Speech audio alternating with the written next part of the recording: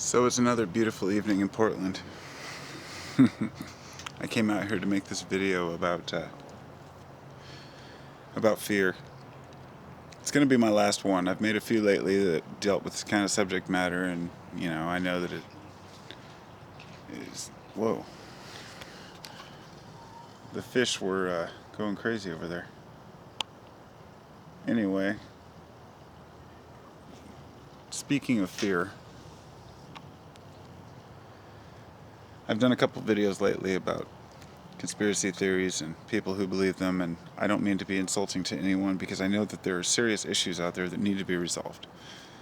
I know that there are people controlling everything, and I'm not in denial of that, and that's not what I'm trying to convey, especially in my last message about hoaxes and whatnot. I wasn't dismissing the idea that there's cover-ups involved. I was misinterpreted by some, and what I was saying was, I was speaking of those who say that these things never happened at all, that everyone's an actor, that Sandy Hook never happened. Some people will even believe that 9/11 never happened in a few years into the future, once this generation's gone. That's just the history. There's Holocaust deniers. That's just the world we live in. So I figured having these contrails on here would be a perfect example of how, because people know I'm not a chemtrail believer. I don't believe these are chemtrails. I believe they are contrails. This is the moisture path because the Columbia River's right there. And you can see that the trails are right there at the river. So, I've done my own research. It's not that I'm in denial of weather modification. It's that I see the fanatics that go crazy about it. So, I dug a little bit. I wanted to know the psychological reason behind people who believe every conspiracy theory that they hear. And what I found out was interesting. They did a study where, of course, studies are just studies. I know they don't mean anything. A lot of people don't believe studies, but, studies are the best we have, honestly.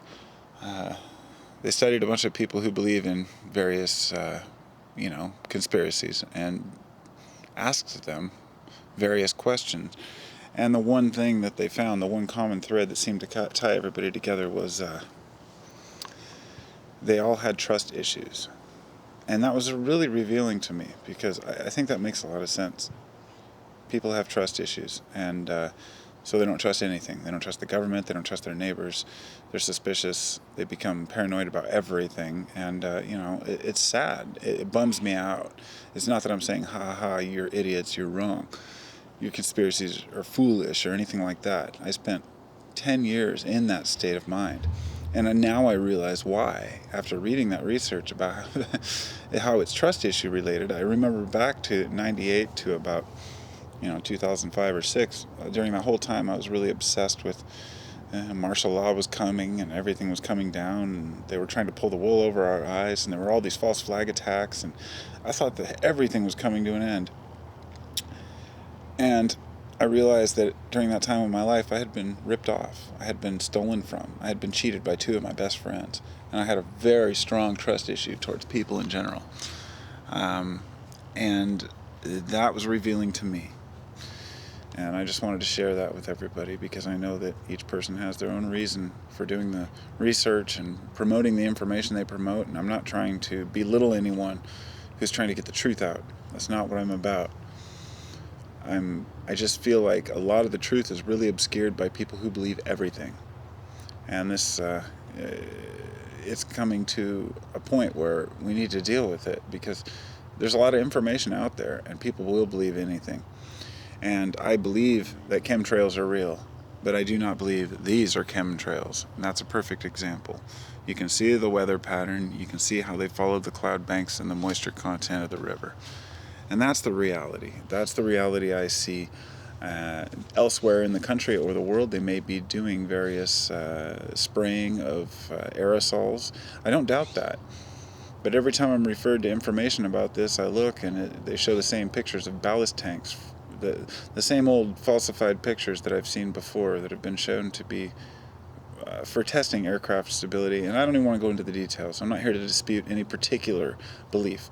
But more just to say that the reason why people have these fears is out of trust issues quite often.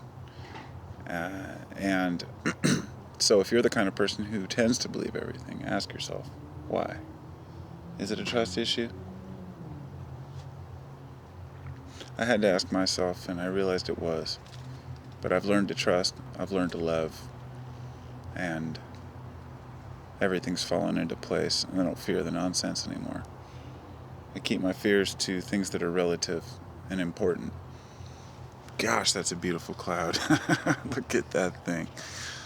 Gorgeous sunset. Anyway, peace and love to everybody, and remember that we're all in this together. It's a team effort. You know, people come down on me sometimes when I dispute certain theories, and it's just because of love. It's out of love. It's not out of trying to prove myself. It's not out of ego. Anything like that. It's really not. It's about me seeing people believing stuff that is nonsense. And I feel like we owe it to each other to call each other's bluff and call the bullshit when we see it. And I may not be right about everything. I'm definitely not right about everything. And I'm way wrong about some things. But I know I'm right about one thing, and that's that this world we live in is very confusing, and we all have to make a team effort to do our best to speak our minds, and that's what I'm trying to do. So take care, everybody, and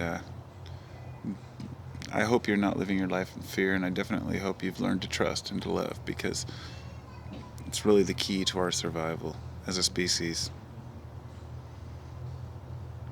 I don't know what else to say about it except that,